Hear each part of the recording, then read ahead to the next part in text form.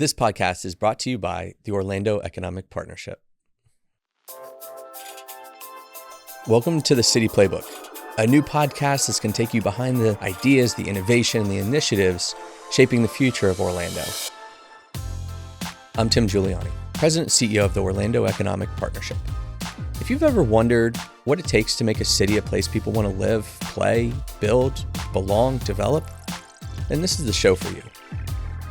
This is for policymakers, business leaders, students, residents, anyone that's paying attention to how the future of Orlando is taking shape.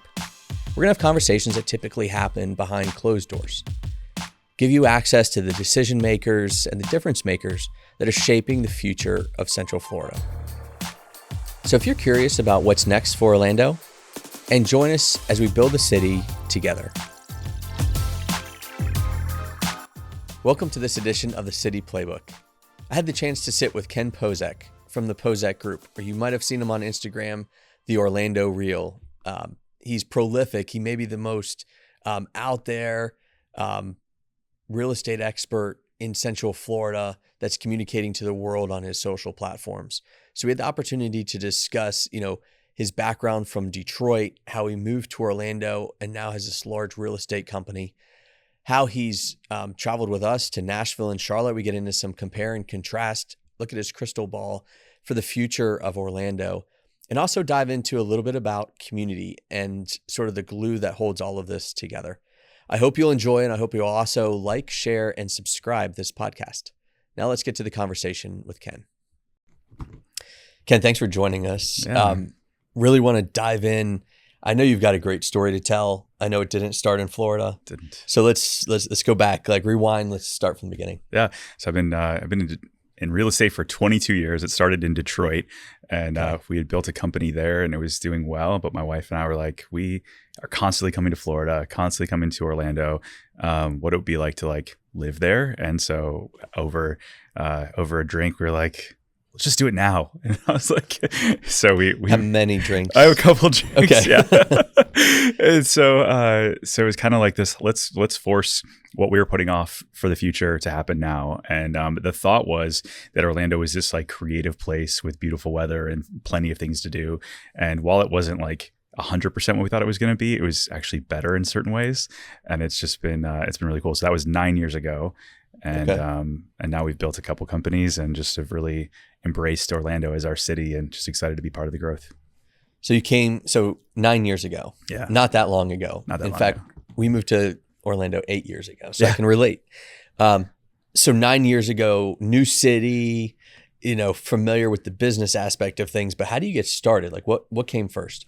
I think it was familiarizing myself with how big Orlando was and what it actually has. We knew close to the theme parks, we knew Dr. Phillips, we knew Celebration, but there was just so much more. And all of a sudden we started unpacking this city that's so much more deep and layered than I even anticipated. And so it's getting to know as many people as possible and hear it from their perspective, people that had been here for longer than I had. And so, and the more we did that, the more we just realized there's something really cool here that we didn't anticipate, but in all the best ways. Okay.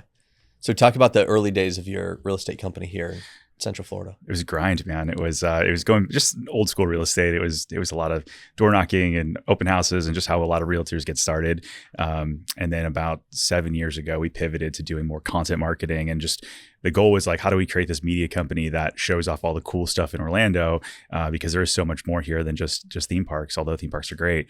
And so we really leaned into that. And so, and now we've grown, we got 55 people in the company. And it's just been a lot of fun. So you sell Orlando, right? We sell Orlando. Yeah, exactly. Okay. So you're, I don't know if people are watching this on social media and they don't know who you are.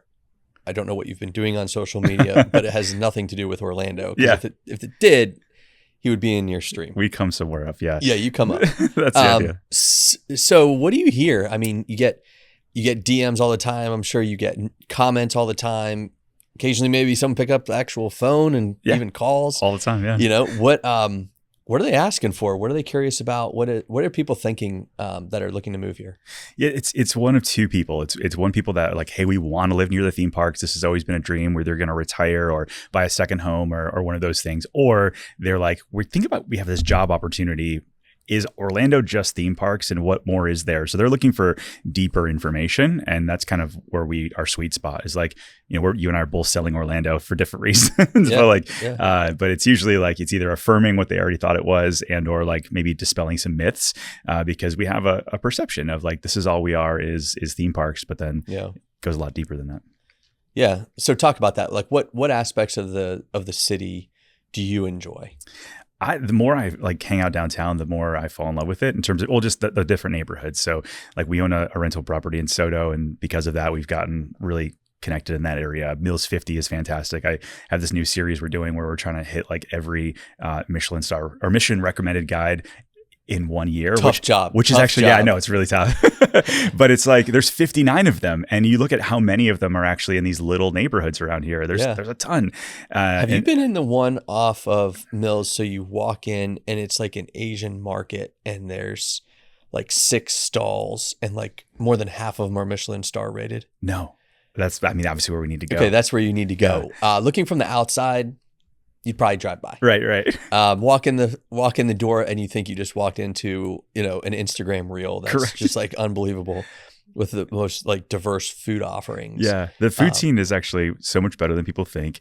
When I moved here, I wrongly thought it was all Applebee's and Red Robin. And then like the more you get outside of like, you know, the touristy areas. Well, maybe no one ever gave you this advice. So this was literally advice I got my first month in Orlando was don't be surprised that your favorite restaurants are in strip malls. Yeah. And one of the first ones, you know, was Kabuki Sushi. Oh yeah. Like literally next to a You Break I Fix and Amscott. Yeah. And it was like Michelin star rated sushi, like phenomenal. But you would have never. You'd never noticed. You would never know. One of my favorite Chinese restaurants, not Michelin rated, but it's just like, it's like Tokyo, Beijing or something like that. And it's in a strip mall, and you go in there and it's just like mom and pop working behind the register and one in the kitchen. And it's incredible. And you're just like, it just kind of blows you away. Yeah. Don't judge a book by its cover. Exactly right. Yeah.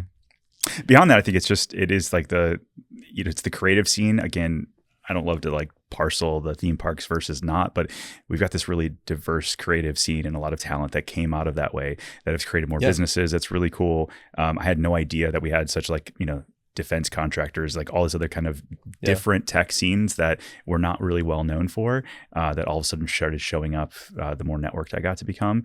And so that's the cool story that we're trying to tell. Yeah. So you also sell houses. We do, a lot of them. Yeah. Okay. So talk about the people that are moving out of Orlando. That are leaving? Yeah. You know, some people come here because they feel like their perception is that it's going to be rainbows and unicorns, and then you realize like, oh, it's a city like every other city, like it has its ups and downs.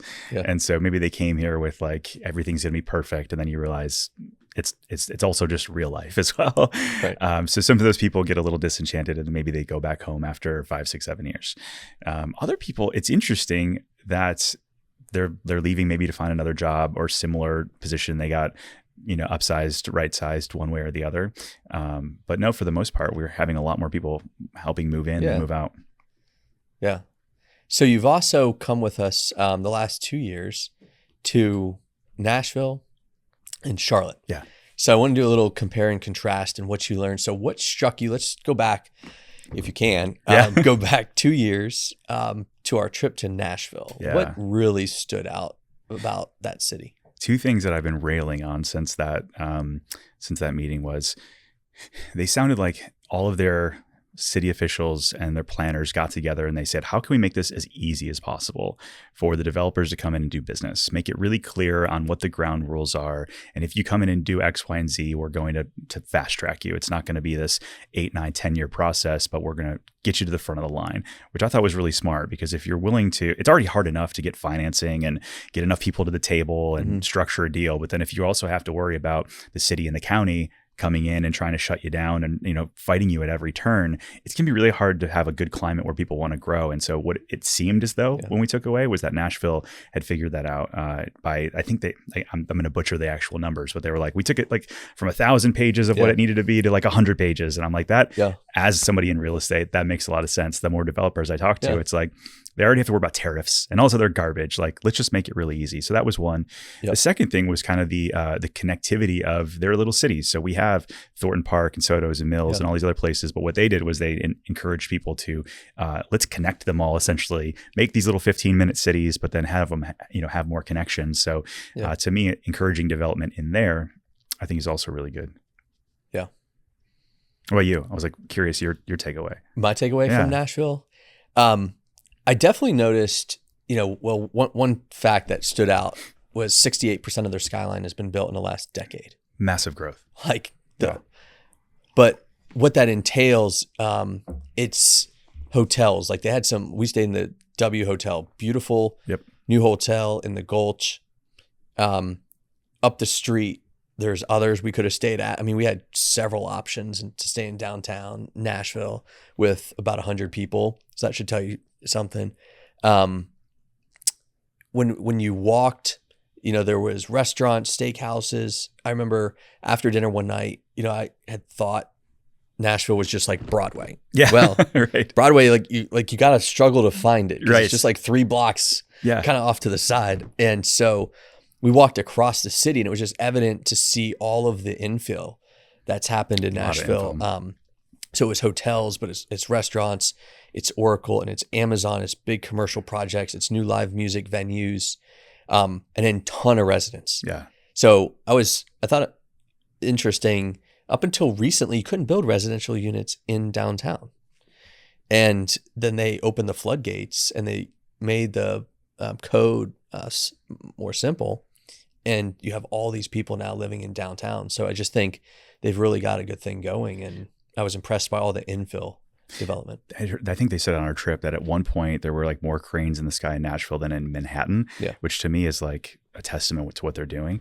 And I agree. Like, so nobody wants to come into downtown. Like we're here in downtown Orlando. Like nobody wants to come into downtown to work and then have to leave. Like you want to have a fairly short commute if possible. So yeah, like encouraging it's office, but yes, it's entertainment and places to live and all of that, all in one area. I think they're doing a great job. Yeah. I think they've done a nice job of their growth has made their city better. Yep. And I think in Orlando's case, one thing we really have to figure out is getting many more residences, multifamily in downtown. I think it's interesting, like we're known for economic development and that's what we do and we bring companies, but really the thing we need most is more people living downtown to make it cooler. Yeah.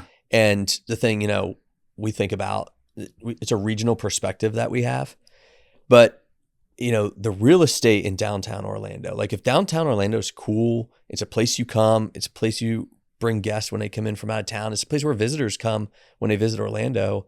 That makes the real estate improve everywhere in Central Florida. Yeah. But if downtown Orlando is struggling, that impacts real estate as well in different parts of the region. So I think a thriving downtown, if you really think about it, I think impacts everybody throughout the region. And so I think that's an important priority for us is to make sure that we get more people living down here to generate the more restaurants and shops, keep the venues busy.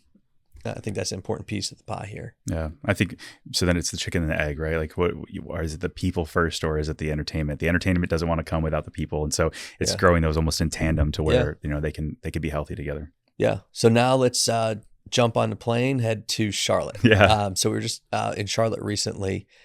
What was your impression? How similar it was to Orlando, I think in a lot of ways. And yet when they started talking about, hey, you guys had the chance to get light rail.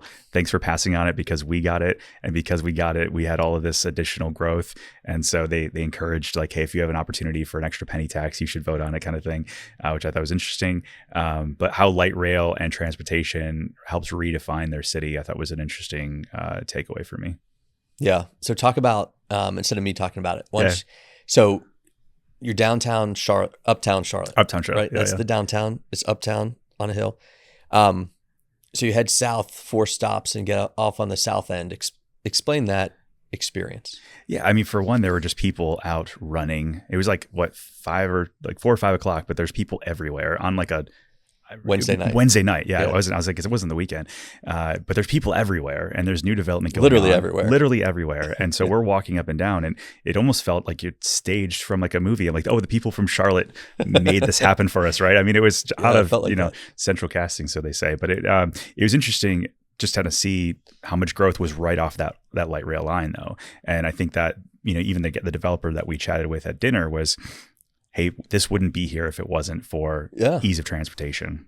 Yeah. I think so I got to go 2 times because I got to go the week or 2 weeks before just to kind of finalize plans. And it was amazing because we actually went north on the light rail that day and then south. And in both directions, there's literally multifamily as far as the eye can see. Wow. Like when we got off in the south end, some of the highest rents in Charlotte are actually there. The brewery we were at, right? I was blown away. So adjacent, kind of when you were at the brewery, you looked down and you could see the rail line, but then there was a trail, like rails to trail, right? Yeah. Yeah, that's where all the people were running. And their people counter registered 40 to 50,000 people per day on the weekend on that trail. Yeah. Think about how easy it is to have a business there, like food, bar, restaurant, whatever.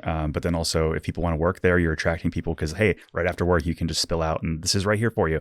And they had said that right where we were at was like an industrial, bum area kind of thing for a long time. Right. And then all of a sudden they made it easy for people to get in and out of, and, the growth exploded. Yeah, it definitely did. And it was definitely a lot of young professionals. It was. And I think, one advantage that Charlotte has is they have 7 Fortune 500 companies headquartered. They do.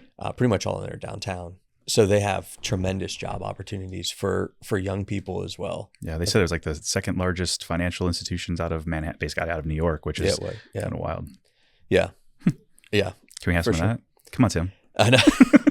We're working on it. Again, back to the chicken and egg there you go. Conversation.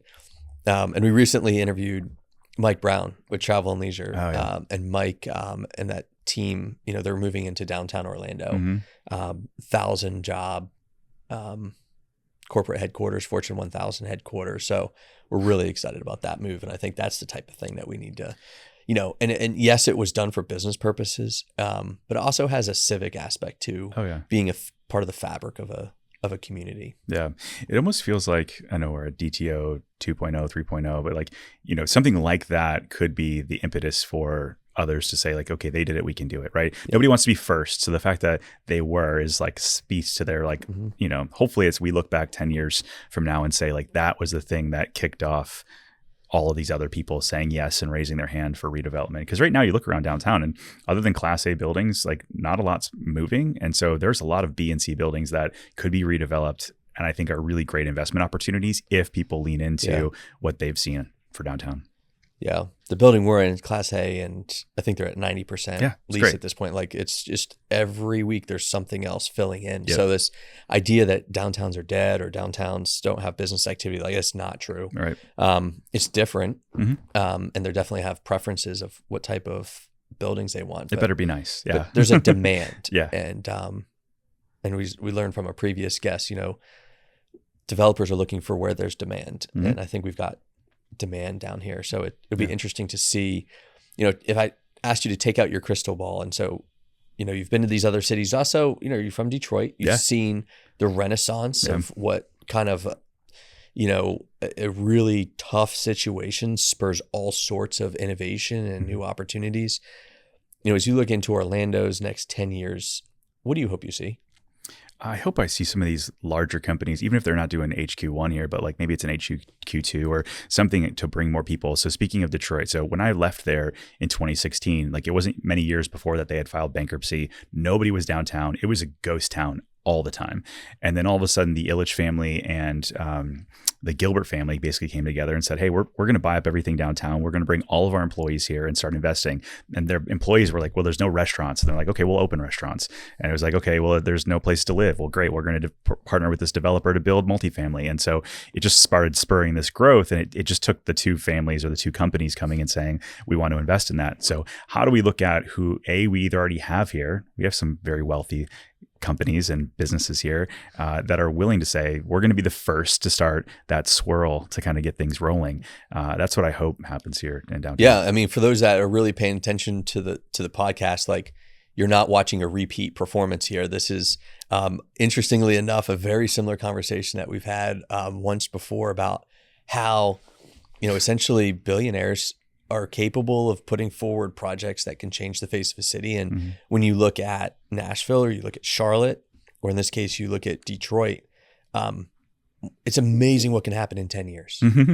It is really amazing. 68% of their skyline in 10 years. That's not a little, and it's not, you're talking about Mount Dora's skyline. You're talking about like a massive city skyline, basically more than doubled. And I just feel like we're sitting on the precipice of I that. agree. Here we've got West Court Mm-hmm. that is very close to coming out of the ground. Lincoln is looking at their second building next to the truest tower they built adjacent to I-4. Yeah. You know, there's conversations about the Sentinel site. I think that's going to be really important because I'm that's glad you said it. I was told it was like maybe. So not a lot of details. not a lot of details, but like but that's exciting. Yeah, we're talking about how to transform a kind of the gap between the north part of downtown, which is taken off, and the more core kind of traditional part of downtown, of connecting that with the Sentinel property.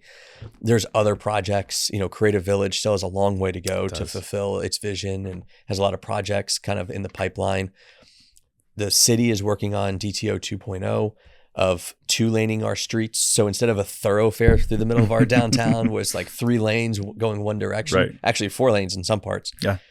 Turn that back to 2 lanes with street parking so that you can come downtown, park easily, and easily walk. It's a destination. And so Magnolia, Church Street, Lake Lucerne. So you have, if you put all that on a map and you look at what the future of downtown could look like in the next 5 to 10 years, it could truly be spectacular. So I tell the news, you help make the news. So what do you think would prevent that from happening? What do I think? Yeah. What do you think would prevent all of that from coming together to be a cohesive ecosystem for people to grow? I'm gonna give an answer I've heard over and over and over and over again.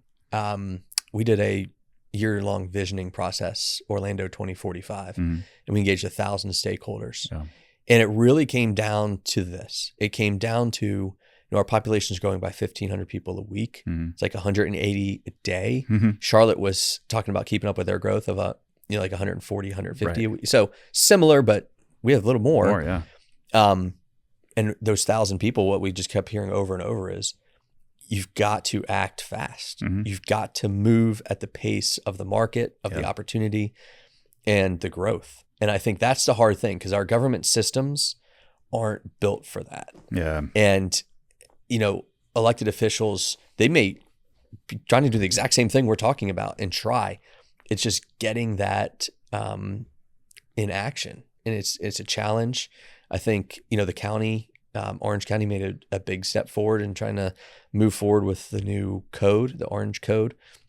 Well, then it's in conflict with a new state law. So kind of one government takes a step forward, the other tries to hold it back. And here we are.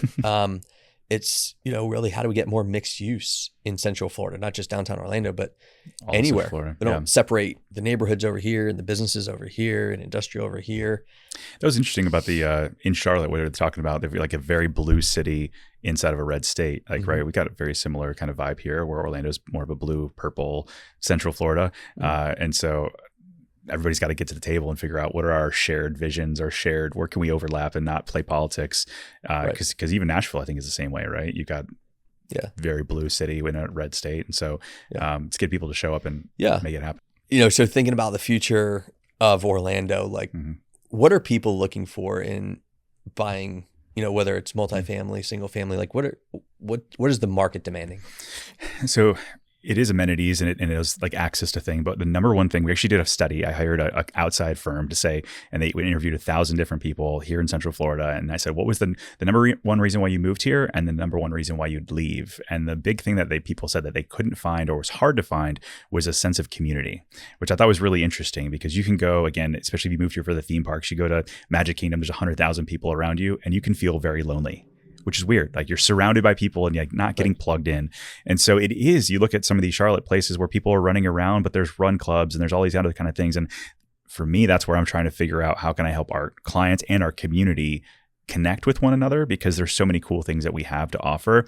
But it's creating those 15-minute cities where people can come in and say, like, I live here. I'm also part of the dog park people, whatever it is. Like, getting community is like the number one thing people have a struggle with. And so if you have to live here, commute 45 minutes here, go to, church over here and you go eat over here, it's very disjointed. And so finding those places where you can live, work, and play, I think create a better sense of community. And so being smart around development, I think is a big piece. So how do you accomplish that? I mean, I think that's a lot of insight there about how you build thriving cities and a place where people want to be. I mean, what needs to happen? It comes so then defining what is community, and I think it's that sense of belonging. And so in that, how do you foster a sense of belonging? Well, for one, I think it comes from pride from the top down. Like, people want to know that you live in Orlando, and that we've put out this, like, from a top down level, that Greater Orlando's an incredible place to live. It's literally like part of my passion of my life is like, how do I project that? But getting, I think, so then looking at making sure we have, whether it's unbelievably real or whatever it is, like, we find our sense of identity from the top down, and that developers and cities are then creating communities that have those opportunities, that it's not just houses upon houses upon houses, like we live on the west side in an area that's master plan development, and it's very hard to get connected with your neighbors when it's just houses. So then how do you then bring in outside? You don't bump into each other in the coffee shop around the corner. No, exactly right. And so how do you do, whether it is retail or it is more community parks that also have a great programming behind it, to where it's Pilates class and all that kind of stuff. So, and then people need to know about it, because what I do hear from some developers, they're like, well, we have that. And I'm like, but nobody knows about it. And so I think that's another easy way to lift up a community. Okay. So you said that you live kind of on the west side of town. Your office is in downtown Winter Garden, right on Plant Street. Yep. Talk about what has just worked so well. I mean, if people haven't been to downtown Winter Garden, like, hello, it's right here. It's doing really good. Fantastic main street. So I think so when you talk about community, that's one place that's nailed it, because it's very clear when you go into downtown Winter Garden what's happening this weekend, what other ways that you can get involved. And there's just constantly, I was there last night after our show, and I spilled out onto the street, and it was 9:00 and the streets are still packed with people. Wow. And their restaurants were open, and they do a really good job of, it's clean, it feels safe, and there's just plenty to do. And so from that, they're just going to continue to bring in people. And so I think any city can benefit from that sort of programming. Yeah. I mean, how have you seen that? How long has your office been there? We've been down there for 3 years. Okay. How have you seen, just in a 3-year time frame, that change? Well, so then, maybe I should go back and find out even more, but you look at all of these. It used to be, when I first moved here 9 years ago, downtown Winter Garden was okay. They had the farmers market, Plant Street had just opened up, but there wasn't a lot of other things. Since then, I think there's 7 new buildings in downtown just off Plant Street. Our building that we're in has only been there for 4 years. It used to be a dirt parking lot. And so what was the forethought that these developers had? Was it the city made it really easy for them to do so? I think probably. Right. I mean, there's no reason why they don't keep dumping money, and they're getting some of the highest dollar per square foot for commercial space in all of Central Florida. Downtown Winter Garden, it's like $60 a square foot, and you're just like, why? But it's because walkability. $60 a square foot. Yeah, finished out, but like wild. Wow. So why is that though? They have foot traffic. It's still fairly easy to get in and out of. They do a decent job with parking, and the community loves it. Wow. So how do you see the real estate market unfolding here? Let's assume, like we've probably assumed multiple times over the past year and a half, sure, rates were going to continue to come down. Right, So like maybe we got some more momentum this time, right? Yeah, and it's going to happen. Assuming we kind of go into at least a reduced rate environment, like what's going to change? What are we going to feel? What are we going to see? I think right now buyers are flocking on the single family side. Buyers are flocking to new construction because builders can afford to buy down rates and give you anything you want to get into a house, because they have to move units. Most of our builders here are production builders. They're traded on, they're Fortune 500 companies. And so if they don't keep moving units forward, the stock prices go down and investors are upset. So interest rates start to change, and now all of a sudden resale gets to take advantage of that uplift, and now builders have to compete again.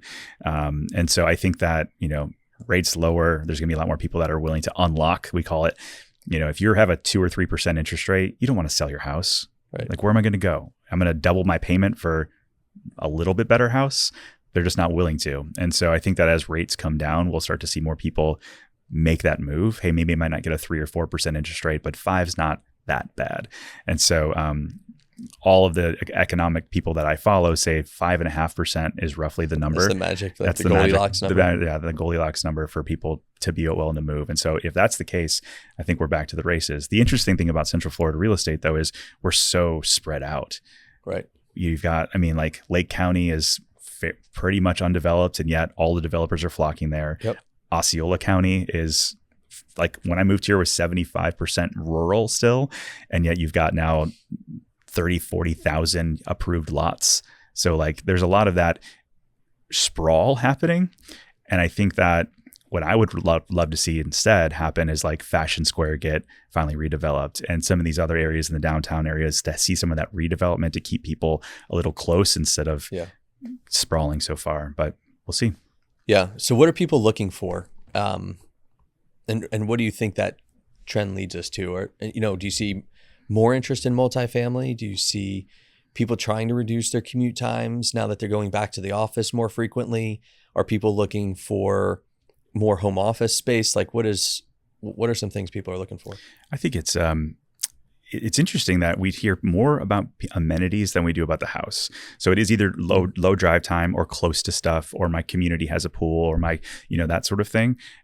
Or in the downtown area, I'm close to my favorite restaurant, or I'm close to work. So yeah, it's almost, we hear way more around lifestyle than we do about, I need a 3-bedroom with an office. Really? Because they're everywhere. I mean, like, you have your pick. It's just now which area of town is going to fit your lifestyle more than anything.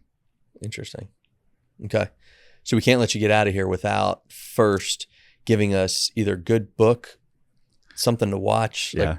Give us a recommendation. I'm reading Scaling right now, which is like an interesting book around, Dr. Benjamin Hardy wrote it. He also helped with the book 10X is Better Than 2X with Dan Sullivan. My team's sick of hearing about that. Oh, it's such a good one though. And they correlate really well. So you would enjoy it. They're good, like, sister books. That's one of my favorites. My First Million is like my favorite podcast that I listen to outside of yours. Right. It's a good one. Talks about, you haven't lied up until this point, but that's a good one though. If you've never listened to it, it's about scaling small business and that kind of thing. And it's interesting because they talk about, downtown Austin and that kind of thing, just kind of that community that they've built, which is really fun. But yeah, that's where I'm spending time. Okay. So how would people learn more about you? I mean, I know you're everywhere. You're hard to miss. And once you get in the feed, you stick. Sure, yeah, good to hear. Where are you at? So on Instagram is like probably the easiest way if you want to keep up to date with news. We're at the Orlando Real or Ken Pozek. Either account's fine. And then on YouTube, it's my name, Ken Pozek. So I talk about real estate development, moving to the area, different real estate tips in the area, and that sort of thing. So that's frequently, every week. Yeah. Every week. Yes. Well, love having you on. Thanks, love man. that you're so involved in the community. You're trying to make the community a better place, and you do a hell of a job selling Orlando. So thank you, man. Really enjoyed having you here. Thanks, Tim.